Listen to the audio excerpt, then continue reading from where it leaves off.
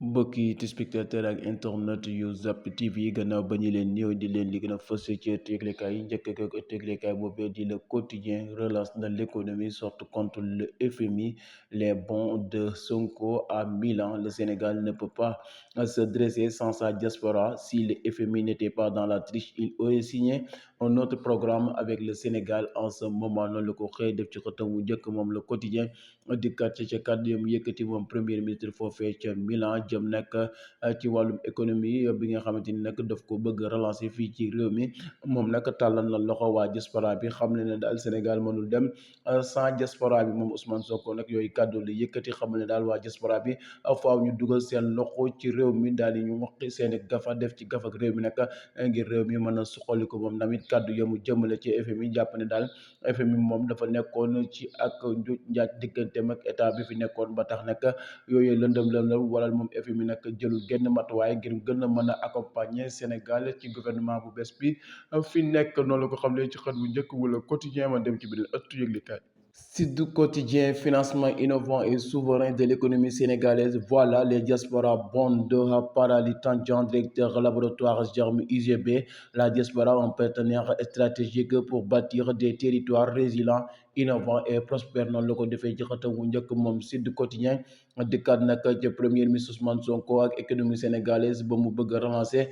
dem nag tàllal loxo waa diaspora bi lu jëm nag ci diaspora bond mu mel ne nag moom Ousmane Sonko premier ministre daal xamal na Modou yeeg Fatou yi faaw ñu dugal seen loxo ci réew mi moom nag mu daal leen di proposé ak natt gu nga xamante ni danañ ko def ngir nag lebal ay koppar réew mi bu ko defee nag ñoom bu ñu demee ba jëmmi jamono ñu daal leen di mën a fay yooyee koppar kii nag di Panal Tandian directeur laboratoire germe moom xam ne ne daal diaspora bi moom stratégie bu baax la ngir nag mën a suqali koom-koomu réew mi buñ ca jàppee daal danañ mën a gisani yoon ngir nag koom-koom bi gën a mën a suqaliku fii ci réew mi ma dem ci beneen ëttu yëglekaay enquête meeting en Milan, Sonko cache les codes de diplomatie, justice intérieure. Que reste-t-il à Diomaye Diaspora Bond, le grand espoir du Premier ministre parti État, leur confusion, dangereuse revendication des militants. Nous risquons de perdre la confiance des Sénégalais en 2029 si non la ko defee ci xëtamu njëkk moom enquête dikkaat nag ci Premier ministre Ousmane Sonko ak kàddu yamu yëkkati foofee ca Milan ca meeting ba mu doon amal dikk nag ci diplomatie Sénégal li jëm ci wàllum justice ba ci intérieur moom kii di premier Ousmane Sonko bàyyiwul dara dikkaat na ca waaye nag jëm ci diaspora bond bi moom nag ca la yaakaar ngir nag mën a suqali li nga xamante ni mooy koom-koomu Sénégal waaye parti état moom tamit dikkaat na ca moom Ousmane Sonko jàpp ne daal état bi moom fi mu nekk nii nag parti bi daf caa war a saf sàpp yëg ci boppam ngir ndogal yi nga xamante ni dañ koy jël nag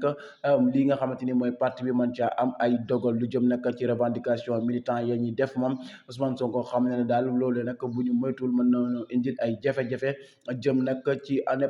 2029 ca élection yi présidentielle yi ñu jëm na la ko xam ne ci xët wu njëkk wax ma dem ci beneen ëttu yëglekaay Vox Populi, plan de redressement économique et social, Sonko charme la diaspora au stade de Monzan de Milan. Il les invite à investir une partie de leurs économies dans les appels publics à l'épargne diaspora ou patriote bond noonu la ko defee ci xëtamu njëkk moom Vox Populi dikkaat nag ca kàddu yam yëkkati moom Ousmane Sonko foofee ca Milan ngir nag tàllal loxo ñi nga xamante ni mooy waa diaspora bi ngir nag ñu daal di mën a soxali koom-koomu réew mi lu jëm nag ci plan de redressement économique et social moom Ousmane Sonko la mu proposé nag waa diaspora bi def leen wax ne lu jëm nag ci li nga xamante ni mooy appel public yi nga xam ne état bi mi ngi koy def ngir nag ñu mën a investir ñoom nag moom tàllal na leen loxo ngir nag ñu def ab épargne jël seen koppar dugal ko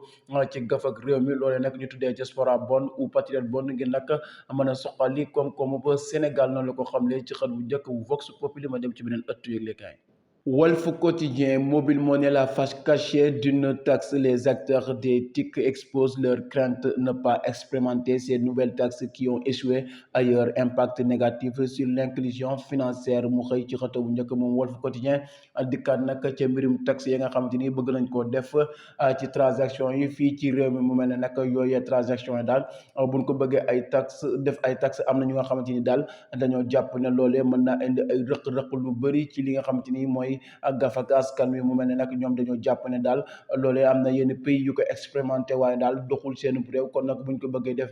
fii ci Sénégal loolee mën naa indi ay jafe-jafe noonu la ko xam ne ci xët bu njëkk wu Walf Quotidien ma dem ci beneen ëttu yëglekaay Point actu, nouvelle texte sur le mobile money, un pari fiscal risqué pour l'inclusion financière. Près de 95% de la population sénégalaise adulte détient un compte mobile money, une probabilité de site de 30 à 50% des volumes de transactions non le ko xëy def ci xëtam bu njëkk moom point actu dikkat nag ca taxe yu bees yi ñu dugal nag jëm ci wàllum transaction yi fii ci réew mi lu mel ni Orange Money, Free Money ba ci sax li nga xamante ni mooy Wave mu mel ne nag transaction yooyu nag dafa am ay taxes yu bees yéen ci indi loole nag ñoom ñu jàpp ne daal am na ay rëq-rëq yu mu mën a indi li nga xamante ni jëm na ci wàllum gafaka askan wi na mu war a duggee ci réew mi mu mel ne nag lu toll ci 95% ci ay sénégalais daal am na loolee nga xamante ni mooy compte mobile money waaye nag lu bëri ci ay transaction jëm ci 30 à 50% nag da cay daanu jëm nag ci transaction yooyee buñ ko xoolee ci diggante nag sénégalais yi nga xamante ni nag ñoo jëfandikoo yooyee porte monnaie noonu la ko defee ci xët wu njëkk wu point actu ma dem ci beneen ëttu yëglekaay. La turbine finance publique, pas de financement. Le FMI attend toujours les vrais chiffres. Non le ko xëy def ci xëta wu njëkk daal di koy fësal moom la turbine dikkaat naka ca financement yi réew mi mu mel ne naka boobee ba léegi naka benn financement public amul ci réew mi jëm naka ci war a mën a def nag ay travaux fii ci réew mi askan bi wan cee gis seen bopp mu mel ne nag loolee daa tagga témbe ak nguur gu bees gi fi nekk loolee nag li ko waral mu mel ni FMI daal joxagul benn financement état bu bees bi fi nekk jëm nag ci li nga xamante ni mën na koo suqali ci koom-koomu réew mi mu mel ni nag FMI daal ma ngay xaar la nga xamante ni mooy gouvernement bu bees bi fi nekk la mu waxoon ne chiffre daal dañu koo falsifié te am na ab date bu ñu nëbb loolu lépp nag dara da caa leeragul moo tax daal FMI ba léegi mënagul jël ak koppar daal di koy dugal ci réew mi ngir nag mën a jàppale état bu bees bu fi nekk noonu la ko xamle ci xët bu njëkk wala turbine ma dem ci beneen ëttu yëglekaay. L'observateur, arrestation d'un marchand d'identité aux Parcelles Assainies, l'ombre d'un scandale sur l'état civil, un ancien militaire arrêté avec un stock allusion de documents falsifiés dont 162 extraits de naissance sénégalais, à 32 copies d'identité, 8 certificats de nationalité, 11 cartes d'identité et 9 récépissés. Ibrahima Fati, qui opérait un réseau avec un collaborateur établi à l'extérieur, a proposé ces faux documents à des étrangers contre de modiques sommes d'argent, relançant ainsi les spectres du vol d'identité au Sénégal. Non la ko fësalee ci xëta bu njëkk moom l'observateur dikkaat nag ci Ibrahima Fati di ab ancien militaire bu nga xamante nag dañ ko jàpp ci ay fausse d'identité jëm nag ci waay extrait ay récépissé ba ci nag ay certificat de nationalité yu nga xamante ni daal moom da ko doon yor waaye yooyu yëpp nag ay documents yu nga xamante ni dafa légalul moom da ko doon falsifié di ko jaay nag ñi nga xamante ni ay étranger lan moom nag dafa doon collaborer ak ko nga xamante ni daa nekk bitim réew yooyu document nag bu ko falsifié ba pare nag fa la daan jaar di ko jaay nag ñenn ñi nga xamante ni ay étranger leen ngeen mën caa am ay koppar ba yoon nag mujjee di kaa teg loxo foofee ca Parcelles Assainies la ko fësalee ci xët wu njëkk wu l'observateur ma dem ci beneen ëttu yëglekaay. Libération, rapport scientifique, le pôle judiciaire financier délance une nouvelle offensive depuis début août. Le premier parquet financier a confié au juge du troisième cabinet financier une information judiciaire visant Aliou Sall, frère de l'ancien président, sous le coup d'une opposition notifiée à la DEPAF, Wali Seck et 6 autres individus au cours d'une information judiciaire pendant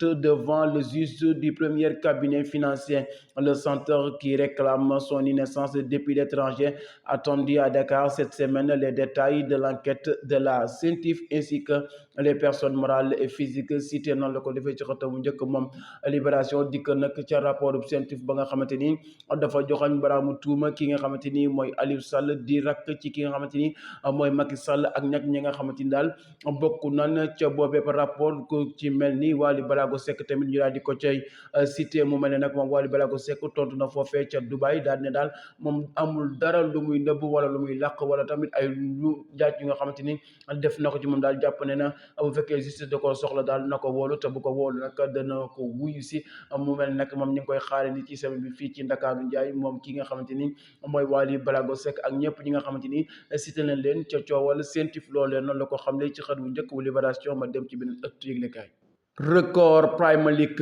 buteur pour Tottenham Pape Matar Sarr sur le tempo de Kinshasa noonu la ko fësalee ci xët bu njëkk moom record dikkat ci nataalu kookee di Pape Matar Sarr di football foofee ca Angleterre ca championnat boobee mu nekk nag ca équipe ba mu nekk di club boobee di Tottenham mu mel ne nag ma ngi fay defeti ay jaloole gannaaw nag seen match bi ñu mujjee amal moom Pape Matar Sarr tamit daal di dugal comme ni mu ko defee woon ci match Sénégal ak RD Congo mu mel ne daal Pape Matar Sarr fi mu nekk daal mi ngi ci état de forme bu baax noonu la ko fësalee ci xët bu njëkk wu record mbokk yi léegi gënoon a fës ci yëglekaay yi ñu leen ko doon jéggee jërë ngeen jëf